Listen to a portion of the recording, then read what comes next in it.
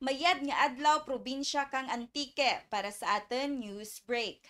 Governor Kajao nagtugro kang nagarapit 7 milyon nga educational assistance sa mga scholar nga Antikenyo.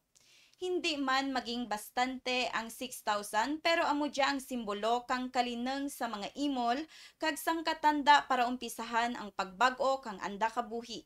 Pahayag ni Governor Kajao, samtang nagapanagtag kang bulig pang edukasyon nga nagabalor kang 6,966,000 sa 1,161 nga estudyante sa kolehiyo nga kada sara nakabaton kang 6,000 kahapon nga adlaw, Abril 24 halin sa Barbasa, Kulasi kag Tibiao.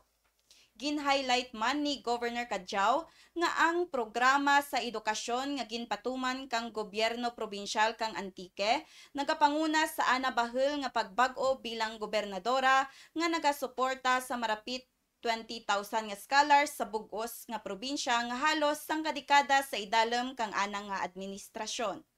Kaimaw ni Governor Kajao si Vice Governor Edgar Dinosta sa pagtuguro kang pulo nga bago nga cellphone units sa mga scholar pamaagi sa raffle draw.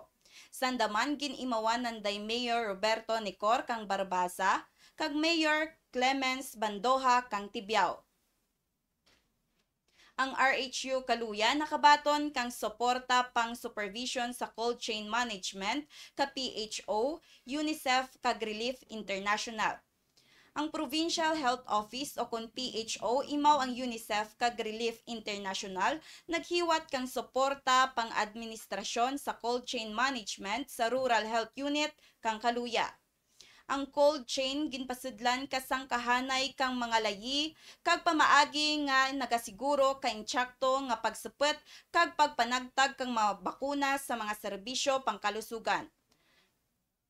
Halin sa nasyonal paagto sa lokal nga level. Amo dyan nagakasarig sa mga pamparamig nga kagamitan para masustinar ang mga bakuna sa andang nga narekomenda nga temperatura kag mareserba ang andang kabakod. Ang RHU Kaluya ginpatakdan kang TCW 3000 AC sangka panibag-o nga refrigerator kag sangka domestic nga refrigerator. Ang PHO, UNICEF kag RI nagtugro kang on-site monitoring kag technical nga bulig sa mga nurse kag midwife nga ginbatang sa sari-sari nga barangay sa Isla Munisipalidad parte sa sakto nga pagsupet, pagbantay, paglista kag pagtablag sa mga bakuna. Ako dya si Manuela P. Samulde para sa Antique News Break.